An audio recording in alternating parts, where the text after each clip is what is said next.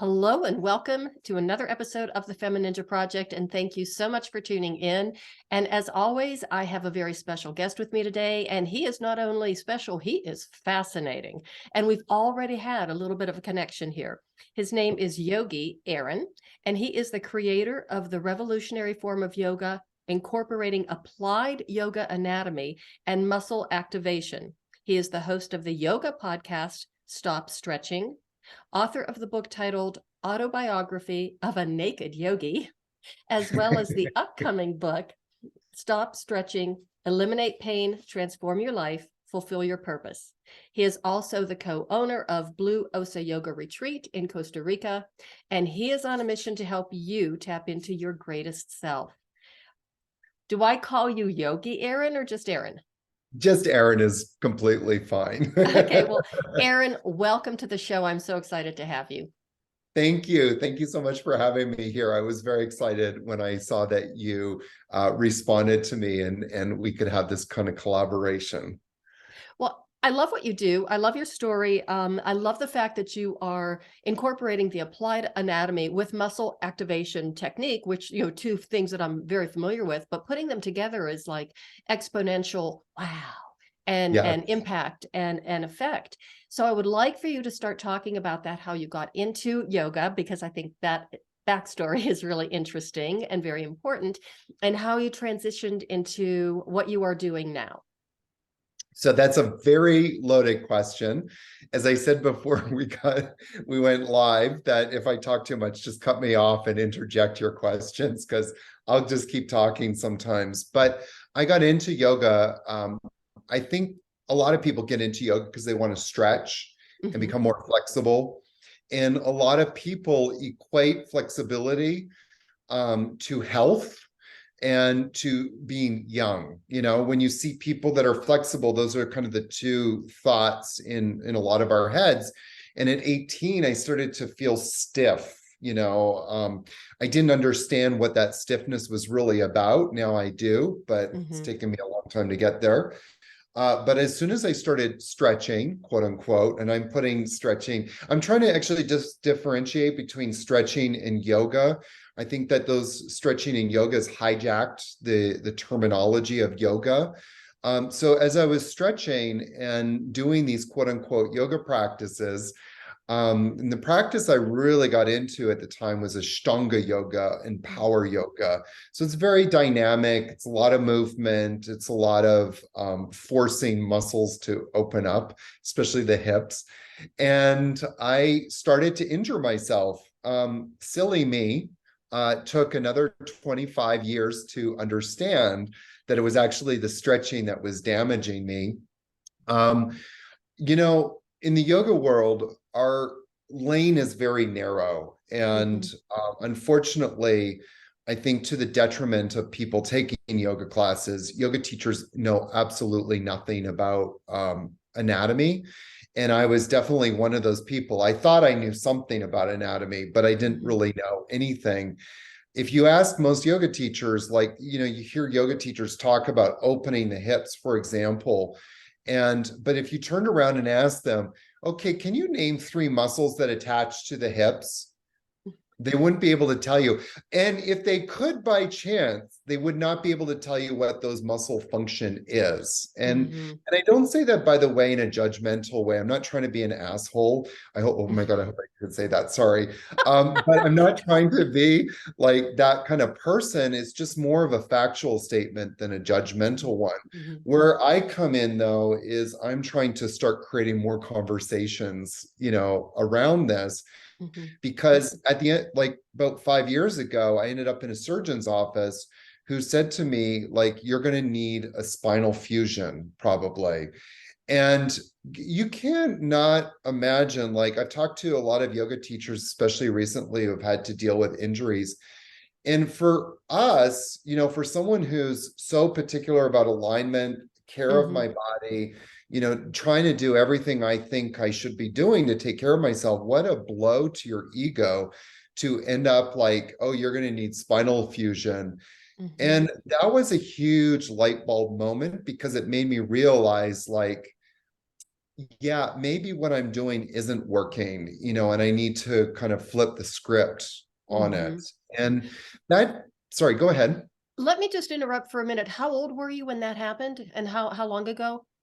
So I'm 51 right now. It was around the age of 45, 46. I was in Okay. the surgeon's office, and that was the beginning of many changes in my life. I mean, to be quite honest with you, when that whole incident happened, I was actually leading a yoga teacher training at the time. I had to Uh, let my co-host take over for me and go to the hospital and deal with what was going on with me.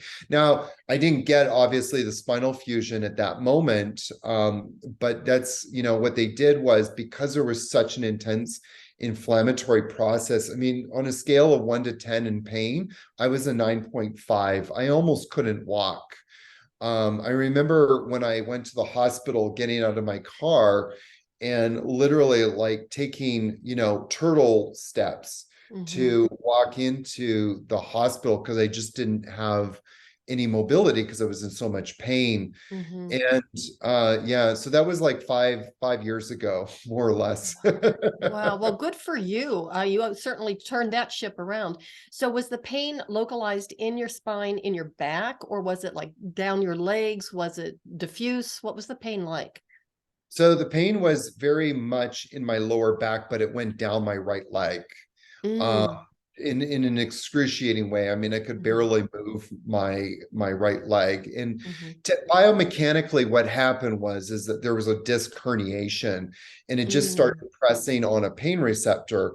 I didn't realize it, but it actually had started about 8 months beforehand. Hmm. And, being a yoga person, my solution was to open my hips. I'm doing that Ah, for air quotes if ah. anybody's listening and not watching the video.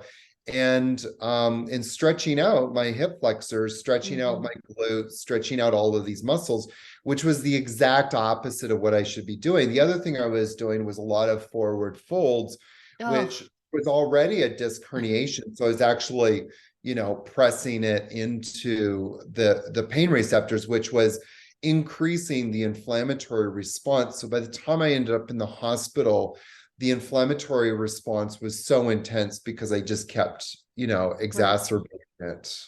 Right. I have a really similar story that happened to me. And Yeah. again, that's exactly what I did. Stretch. I did all of I'm a physical therapist now. I wasn't when I went through this pain syndrome, but I did all of the stupid exercises and stretches that the physical therapists told me to do. And I can say that because I am a PT now. And with everything that I was doing, the medical team was really, air quotes again, helping me. And I Yeah. just spiraled down into a place where I could barely function. Well, as a physical therapist, I'm sure you'll appreciate this statement when I say that even doctors, I sometimes think, don't understand Oh, biomechanics yeah.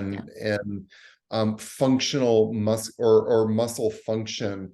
And I don't say, again, I'm not being a judgmental asshole when I say that. It's more factual. And I'm realizing more and more that very few people understand muscle function. There's a lot of people teaching movement, there's a lot of Hmm. people teaching health, but there's very few people that really understand, like, what does stability mean in the joints and how do we create that stability and that muscle tightness. Very few doctors, very few PT therapists, very few, especially yoga people. Like, that's my lane. I'll stay in my lane now, get back into my lane. That very few yoga people really ask the question, why are the muscles tight to begin with? Hmm. And let's address that. Let's treat the muscle, let's use that muscle tightness as a symptom of a bigger problem. Hmm. And that is, instability because muscles are not working properly. Hmm. Um, well, that's brilliant. And now you're back in your lane, but it's also my lane. So, we're kind of going side by side here. Because it drives me crazy when I hear people and I see people teaching movement and movement classes and different techniques. And you're right. It's like they don't really understand. I mean, they can teach the movement, which is great, but to understand the underlying principles, the anatomy and the physiology and what's going on behind it is really, really important. And I think a lot of people think that more stretching is the key to everything, and it's not. And the way I address it is joint mobility. Yeah. So how do you, I would really like to know how you address it with your clients and how you explain it to them, because I'm just guessing that when you say stop stretching, everybody hair just, lights up on fire. Yeah, I get a lot of different responses. One of them is like I can just see like either my friends who are yoga teachers or even my friends, kind of look at me and have put a smile on their face like you would with your crazy grandmother. Oh, that's nice. Here's a little shawl to keep you warm, Pat your you head. know, pat my head. And then there are people. I had one person one time that, I put a statement on it. It was a yoga group. And this one guy responded and said, like, what is this malarkey? It really challenges this idea of stop stretching. It's threatening to a lot of people. And I'm not specifically yoga people, but definitely to gym trainers, because they're taught to do the cool down or they're taught to stretch before they go into the workouts with their clients. So it is definitely a lot of different reactions. The way that I work with people, the applied yoga anatomy part, the applied anatomy really is to try to educate people. And when I say educate, I'm not talking about, like, my idea of education is fun, it's interesting. I think the applied part, another word that we could have used instead of applied was experiential, is to really experience anatomy. Like, yeah, those are my hips. I am shocked when I get lead my yoga teacher trainings, not one student knows where their hips are. And yoga teachers are always saying like, open your hips, but they don't even understand where the hips are. And so part of what I'm about is teaching people experiential anatomy. Like, here's where the hips are, feel the hips hugging into the midline. Now, what happens to your core? What happens to your adductors? What happens? And here's where your adductors are. Here's where your hip flexors are. They do this movement. And it makes it more interesting, especially, and it sets the foundation for setting up what does stability mean in the joints. So we talk about the knees, and we could go on a whole tangent about the knees and how many yoga teachers themselves and yoga students experience knee pain. But a lot, again, they don't understand, like, oh yeah, what are the muscles that are supporting those knee joints? Okay, well, why would you want to lengthen those muscles? Those muscles need to contract in order to support the joints properly. And so that's kind of like the starting place, I guess. And it's a step-by-step process. People can only absorb so much at one time. So you have to go step by step. Right. You don't want to overwhelm them. But I think that once people embrace the fact that, oh, this is a different way of looking at things, that once they embrace that or they realize that, it's an incredibly empowering experience for you to be educating them in that way, because people don't know and understand their bodies, like we did when we were little kids and babies. We were always exploring, movement, and we were just playing in our environment. That's how we learned how to move. And then as we got older, we kind of lost that ability. And then other people were telling us how to move and what to do. And then, of course, we're following all the fads of this is the right way to do things. And that's when we end up in trouble. So I think that the way that you address it is actually very empowering for the clients and for your I students. also try to approach it too from a place of science, and when I say science, I mean a few things, but one of them is obviously these are your hips. These are the muscles attached to your hips. These are the functions of those muscles. There's fact, and then there's opinion. These are the facts. And another thing, that a way I approach it a lot is like, how do you feel? So like when I'm leading my yoga teacher trainings on day one, like the very first thing we do is an experiment. And I do a lot of experiments, because I want people to conduct these experiments so they can like experience direct knowledge. So they have an experience of truth, if you will. And so one of the things that we do is get like a group of muscles strong. In this case, it's the hip flexors. And then we do a stretch. And then I have them come back and do the muscle strength test. And every single one of them can feel like that force output of the muscle just disappears when we stretch. So it becomes real for people very quickly. And then I spend the rest of the time doing more experiments and getting people on the table and showing them what happens. So people actually start to see it. It's not something that I'm just saying, but it becomes a living truth with people. They can feel it in their own bodies instantaneously. So let me ask you this. What you just described to me sounds like muscle activation technique. Is that true? Yeah, so I studied muscle activation technique with Greg Roskopf after my stint in the hospital and meeting the orthopedic surgeon. I realized it was kind of like a wake-up call on so many levels. One of the biggest ones was how little I understood the body. I thought I understood the body, but I think in a mind-body connection I did, but in a biomechanical sense, I didn't. And so I decided to jump into MAT training with Greg Roskopf, again, who's located in outside of Denver. And I did it with the intention of either at the very least having a better sense of my body, and the very most like having a couple of tools to implement into yoga. One of the things that kind of really shocked me about this training, not about the training, but was that there was nobody in the MAT world, the muscle activation technique world, that was translating this into yoga. And I kept asking like my instructors, like, who do you know in the yoga world that's teaching this in the fitness world? And they couldn't give me an answer. So then I realized, okay, well, how do I start to translate it? And what I quickly realized was that when in MAT, we look at like different movements of function. There's hip flexion, there's hip extension. And I started to see the correlation into yoga poses, which then was like another light bulb moment. And I realized like, okay, so if we want to do wheel pose, which is a very, common pose for a lot of people, and a lot of people can't do wheel. But after they do my training, a lot of people who thought they couldn't do wheel can do it because I flipped the script. And so that's a big part of what we're doing in AYAMA.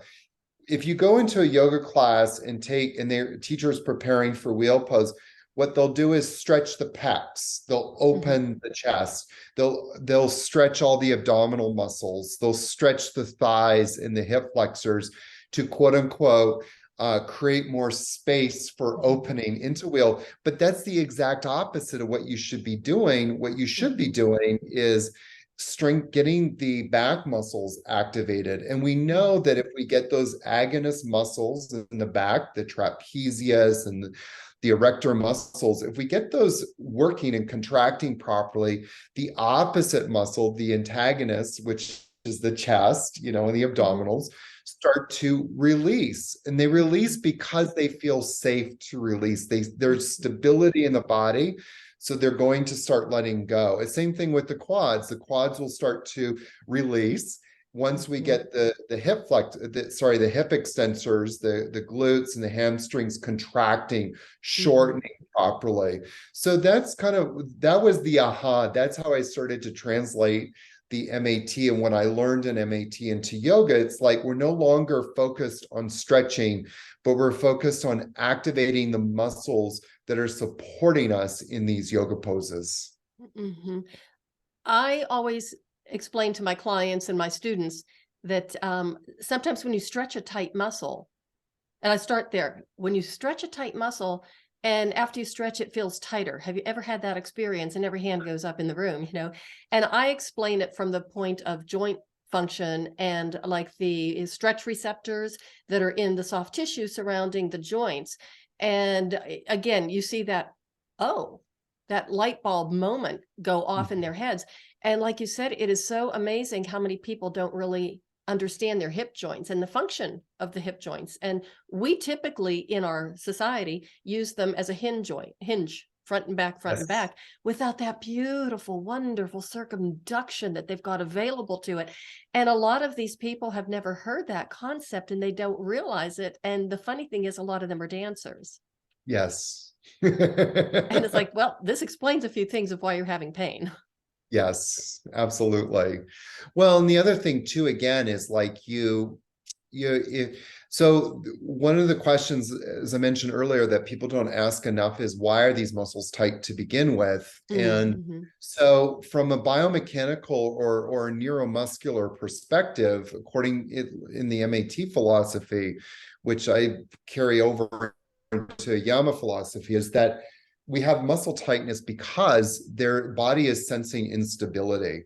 Mm-hmm. And so our natural biomechanical response is to tighten up. If you're in the movie theater with your friends watching, a scary movie, and that bad person or that bad thing happens, you go, oh!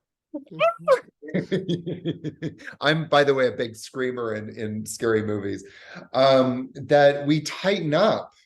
And so it's not like a bad thing, it's just a physiological thing. So when the body senses instability, like you're talking about knee problems, well, the body senses instability in the knees, it's going to say, tell the hamstrings, tighten up, tighten up, tighten up. And that's not actually a really good thing because we're not really addressing the other muscles. But you go in and you start to stretch those hamstrings, which is always, anytime we stretch a muscle, not only does it debilitate that muscle, but we actually find it debilitates the opposite muscle. So not only do the hamstrings not work, but the quads are also not doing their job properly either, which are, as you know, isn't really important for knee joint stability. So it not only compounds the problem of the muscle that you're stretching, but it also compounds the problem of the other supporting synergistic or opposite muscles. Mm-hmm. I love the word that you used, neuromuscular, because Yes. I love neuroplasticity and neuroscience. It's just, I'm a real geek about that. And I'm not a geek about a lot of things. But it Yeah. was going back to something else that you were talking about at the very beginning and talking about flexibility and what people's perspective or what they think is flexible. And flexibility, to me, actually even starts in the brain. And the Yes. process that you were just explaining to us, which was, done in such a fabulous way. So thank you so much for that. But that is, you're talking about brain function, and people have a tendency to think of stretch this muscle, strengthen this muscle, get this pose, but they don't realize that they have that brain body connection. There's a lot going up here in the computer that's either going to help them or hurt them. Yeah. Well, and so this is the gift, I think, of what Greg Roscoff has done, is he, had many of his own light bulb moments, and your listeners can go on, the YouTube channel and watch his videos. I'm always mesmerized listening to him. He's such a wealth of information, but what he has found is that muscular weakness usually happens in the neuromuscular system.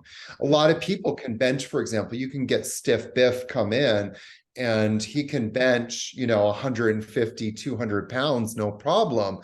But is that muscle have the capacity to have force output on demand? And so, and so when Stiff Biff is lifting that big muscle, a lot of times, I know it's funny, his pecs are not actually doing the job. And so if his pectoral muscles are not doing this job and carrying, this load and holding this load, well, then the question is what other muscles are compensating? And then we start to get into, well, his rotator cuff muscles are compensating. And so he's now having overdeveloped rotator cuff muscles. What Greg Roscoff found is that a lot of weakness happens at a neuromuscular level. So there's a phone line between the brain and the muscle. And so, this muscle spindles, can sense when there's instability. And so they send a message to the muscle saying, hey, contract, contract, contract. and the brain's going to send back a muscle. Okay, contract, and this happens at lightning speed, of course. It's like instantaneously.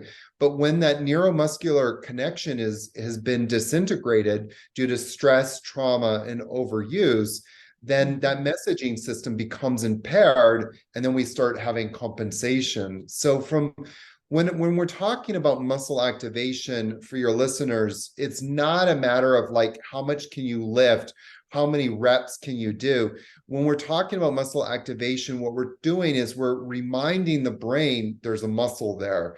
And that's all that we're doing. And so, in the isometric contractions that we learn in MAT, it's really, this is emphasized over and over and over, 10% effort. 10% effort, because if we're not doing 10% effort, chances are we're compensating and using other muscles. So we're really trying to isolate specific muscles as much as we can. I mean, sometimes it's a little hard with some of the isometrics, but as much as we can, we're trying to contract a muscle for a short period of time. And then, by the way, the number is that they teach in MAT is 6-6. So I've adopted that in my AYAMA practice. Like, we do it 6 seconds and we hold it, we do it 6 times. And then that starts to increase the gamma motor neurons, which are those neurons which stimulate that connection to the brain and say, hey, we need to contract, we need to contract. It all, by the way, for your purpose, it all happens like at the insertion and origin points. So we're actually not even trying to do anything with the muscle. We're just trying to shorten the muscle and stimulate those 2 points where the muscle attaches to the bone. And so that the connection between the brain and the muscle starts to become stronger. The points I really want to highlight is that 10% effort. Yeah. Because I think that's another hard concept for people to understand or conceive of. And, once again, hair on fire. What do you mean 10%? And I see this all the time. Everybody's trying to do the absolute maximum contraction that they possibly can. And you're losing so much communication when you do that between the muscle and the brain. And the other thing was the 6 seconds, 6 times. I really love that. I was just talking to somebody fairly recently who was telling me about a form of yoga that they did. And what they loved about it was that they hold these poses for so long. Yeah. And of course, now again, my hair's on fire thinking, oh my goodness, that sounds like the worst thing you could possibly do for your body. But I just smiled and nodded, and it's like, good for you. I'm glad that's working out for you. Give me a call when it doesn't. I'll be here to put you back together again. Right. We can undo all of that. Don't worry about it. Yeah. So tell us about your journey into how you became the co-owner of these retreats. And I also do want to hear about how you became an author, because becoming an author is quite the experience and quite the journey. Well, oh God. So those are both loaded questions. I got into, when I got into teaching yoga, really got into it like as a career. I actually had just moved to New York, and I started a men's yoga group. And very, very quickly, we started to create community. And it was a really beautiful thing. And I started it like at the beginning of 2000. So when 9/11 happened, it really started to take on a different life of its own in a very kind of communal, powerful way. It was just really beautiful. And one of the things my students started saying was like, let's have yoga retreats. And so I just started like organizing yoga retreats, like fun journeys for us to take together, practice yoga, and go to different parts of the world. And it was very organic. Like, it was very organic. But one of the places was Costa Rica. And, one of the things I always did was do scouting trips. Anytime I'd lead a retreat, I'd always go scout out the place first. And I went and did a scouting trip in Costa Rica, and it just called me like home. And about 3 years later, I was leading another retreat, and I saw this beautiful property. As I looked down this tunnel of bougainvilleas and hibiscus flowers, there was like this, blue blue turquoise sea.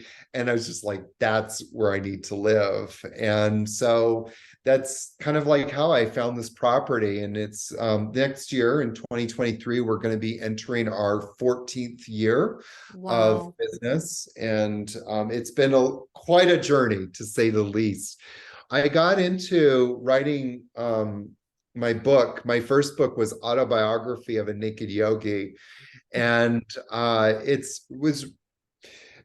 felt like there was a lot of, I've been very blessed in my life to have a lot of great teachers, including my mother, everywhere, every person from my mother to very spiritual teachers to some like Greg Roscoff, who are not spiritual at all. At least I haven't seen that side of him. And but they've all been very influential in my life, and I wanted to share those teachers and what they taught me. And so autobiography was written with this kind of very chicken soup for the soul kind of idea that these like little short stories of my life that had a lesson behind it. But it took me the better part, and I kid you not, it took me better part of 8 years to write it. I can write things very quickly. If you ask me to write a 3,000 word, topic on knee pain, I could probably whip it out in a couple of hours. But autobiography took me like 8 years because it was just so hard to write about myself. And are people really going to be interested in it? And, it's like going through that process. My next book, Stop Stretching, a new yogic approach to master your body and live pain-free. That one didn't take as long. That one took about 6 months. I think one of the things that was hardest about the book was, as you can see on the cover, I have all original illustrations. And so part of my passion is to kind of share anatomy with people and to, show people. That's my dog, by the way. Yes, well, I saw the pictures of the dog, and I was going to ask you about that because I am a devout dogaholic. I have been since the time I was born. I think my first dog, or my first word was dog, not mama. So I just love that about you, because I saw that on your website, and even my husband was going past when I had your website pulled up on the computer, and he stopped. He goes, whose dogs are those? And I'm like, well, they belong to this guy that I'm going to be talking to. Yeah, my animals are very important to me in my life. They ground me. And no matter how hard, life may be in the moment, especially like during the pandemic, they always brought me back to the moment. And it's like, come here, daddy, let's just be in the present. Now rub my stomach. Let's roll in the sand. Exactly. Yeah, we did a lot of rolling in the grass here. Yes. So, what I love about the story, especially the story of how you ended up in Costa Rica and doing these retreats, was the fact that it was organic. And that it sounded, as I was listening to it, it sounded like it was meant to be. It sounded like it was an effortless experience. And that's when you're really on the right track. When you're just batting your head against the wall over and over again, it might not be the right path. But the fact that it just was one of those, organic, it just kind of unfolded was just wonderful. And as far as the book, especially the Naked Yogi, I released a memoir this past March, and I had already released my first book 6 years earlier. This one was much harder, much, much harder, because there was so much personal information in it. And after it was released, it was like I had 3 weeks of really struggling with it, because it was like, oh my God, I can't get the genie back in the bottle. What am I going to do? The story is out there, until I finally got over it. But I really felt like I was in downtown Denver, stripped myself naked, and was walking down the street in rush hour traffic. Yeah. Yeah. I mean, these autobiographies really, if we're going to write it in a very real way, we've got to put ourselves out there. And to be quite honest with you, I've been actually revisiting the idea of redoing my autobiography again. And I want to change the title, so it'll be under a new title, which I'm thinking about calling it How to Live a Joyful Life. But part of what I really want to do is even unpack some of the stories more, because I feel like there's more vulnerability to open up and share about. especially in light of so many conversations that are happening in the world today. And I Mhm. feel like, you know, so much again of my experience has shaped me. And I'm all about in my life empowering myself, obviously, Mhm. but also showing other people, you know, how to empower themselves through either mentally or physiologically. And so Mhm. it's a fun conversation to have. Mhm. And I believe so much that our stories help other people, you know, more than Absolutely. anything. Our stories, our authentic stories are so important. Mhm. And the other thing I just wanted to bring up, like toward the end of this conversation, because this has been woven all the way through the discussion, is the gift of pain. Yeah. And, pain is such a powerful teacher. I tell people that all the time. When you're going through it, I mean, it sucks so bad. I mean, it's a horrible thing to go through. But once you get to the other side, the possibilities and the things that you've learned from it and the things that you can do because of it are experiences you'd probably never have before. Yeah. Yeah, I'm absolutely. I mean, I'm not happy I had to have as much pain as I had, but the pain humbled me, Mhm. and I think has made me more compassionate. In 2007, actually, ironically, the year that I bought the property for Blue Osa, my yoga Mhm. retreat, I was in India. I was taking a group to India, and I got hit by a boulder twice the size of a basketball in my femur bone, and it literally knocked me on my ass. Mhm. And that experience humbled me in so many ways. And because of that humility, I was able to tap into another part of being a teacher that I had never accessed Mhm. until that point. And I know it's such a cliche term that I don't like using too often, but for lack of better words in this moment, it opened my heart up Mhm. to being able to be receptive to understanding and hearing other people's pain that I don't think I had that capacity before. Mhm. So as a teacher, it's always been an important step. But there's one other little thing I wanted to comment on, and it's a little bit more biomechanical than emotional, but our pain is the check engine light of our body. Mhm. And that, you know, in a very perverted way, you know, yoga teachers always say, listen to your body, but then they will turn out, move through the pain. And it's like, what are you really teaching? I can't think of the word right now, Well, but you know it's, what I call it? I call it like, you've heard the term cognitive dissonance. I call yes, that yes. somatic dissonance. But oftentimes those messages are coming from our own self, but to hear a Yeah. teacher say that is the ultimate confusion. Yeah. Well, there's a lot of confusing things in the yoga world. And I'm trying to, at the very least, start some conversations and trying to Mhm. get people to start saying, like, does that really make sense? Well, I'm also a Pilates instructor, and being a Pilates instructor and a physical therapist, as well as a Feldenkrais practitioner, there's a lot of Yes.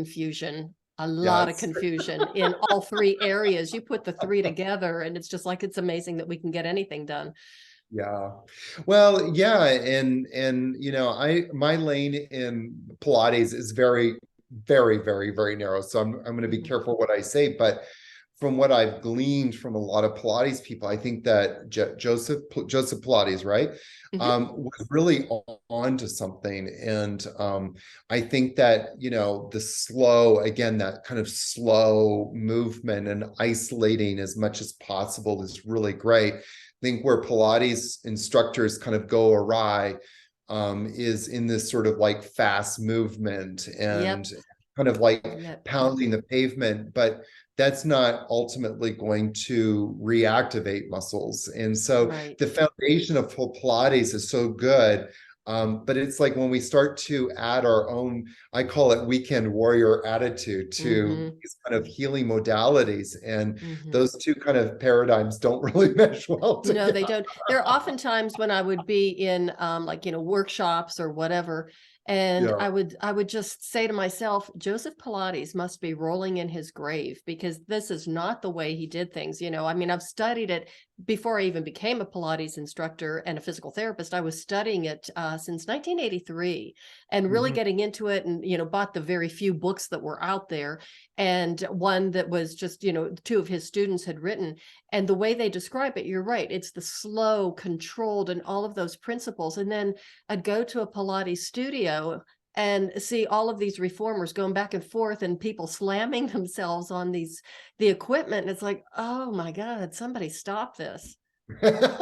Yes. So yeah, I guess, in every profession or every industry, let's say, there's people do, it's easy to go off the rails. Absolutely. Absolutely. Okay, so Aaron, please tell the audience where they can find you and how they can get a hold of you. So I would like you to share links to your website, your podcast, your social media. Of course, all of this is going to be in the show notes, but I like to have the guests be able to articulate themselves. Well, the best thing you can do is just go to my website, which is yogiaaron.com. Aaron is with 2 A's. And then from there, it's like a portal to everything else. If you go to YouTube and search Yogi Aaron, if you go to Spotify or wherever you download your podcast, my podcast is more of a series. It's an 8-part series. The 8th episode will come out in January. So it was really released like as a storytelling series that could be just binged, if you will. That takes people through the whole sort of AYAMA philosophy, and also the history of yoga. That was one of my favorite episodes, was going through the history of yoga. Nice. And how did stretching and flexibility hijack the yoga world, and even by default, kind of the fitness world. So that's my recommendation. Go find my website. And then there's also a free 7-day pain-free series that people can opt into there as well. Excellent. Well, Aaron, this has been absolutely delightful. I have loved talking to you. And when you come out to Inglewood next time, do contact me so we can get together and meet. Absolutely. I would love that. Thank you so much, Cheryl. Okay, and everybody, thank you so much for listening. As always, I really appreciate you, and make sure you subscribe to the podcast. Do leave a 5-star review. Go to Aaron's website. It is a wonderful website, and you can see him shirtless, and you can see him with his beautiful dogs. So it's well worth the click. And just remember, you might want to rethink that stretching, because it's not always the right thing to do. And that is the way of the FemiNinja.